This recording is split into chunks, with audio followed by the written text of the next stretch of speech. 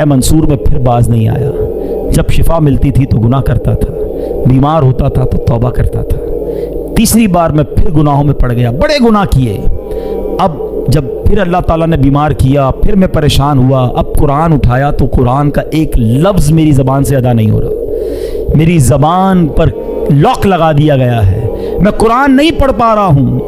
اللہ کی بارگاہ میں نے کہا یا اللہ تو مجھ سے سخت ناراض ہے, اے اللہ مجھے معاف کر دے. کہتا ہے منصور مجھے غیب سے آواز آئی کہ جب تو بیمار ہوتا ہے تو توبہ کرتا ہے, جب تندرست ہو جاتا ہے تو گناہ کرنے لگ جاتا ہے, جب تکلیف میں مبتلا ہوتا ہے تو اللہ کو یاد کرتا ہے, روتا ہے, اور جب اللہ پاک تجھے نجات دیتا ہے تو پھر گناہوں میں پڑ جاتا ہے. کیا تجھے موت کا خوف نہ تھا؟ تو عقل رکھتا ہے, سمجھ رکھتا ہے, پھر بھی غفلت میں پڑا رہا. تو نے کتنی بار اللہ سے وعدہ کیا مگر ہر بار تو نے وعدے کو توڑ دیا. حضرت منصور کہتے ہیں وہ بتاتا جا رہا تھا, روتا جا رہا تھا, اور جب کہتے میں تو اس کے پاس سے اٹھ کر چل گیا کہ اب اس بندے کا اور کیا ہو سکتا ہے. میں جیسے ہی دروازے کے باہر نکلا اس بندے کا بغیر کلمہ پڑھے انتقال ہو گیا.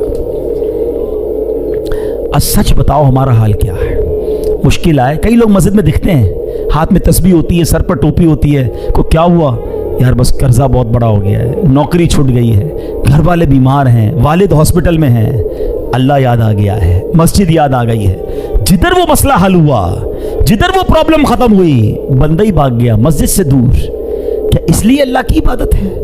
اللہ تمہیں اس لیے یاد آتا ہے کہ جب مشکل آئے تو رب یاد آیا, اور اللہ نے آسانی دی تو اسی کی ناراضگی والے کام مت کرو میرے پیارے اسلامی بھائیوں. ایسا خوشی میں بھی رب کے ساتھ رب کی رحمت کو پکارتے رہو, عبادت کرتے رہو.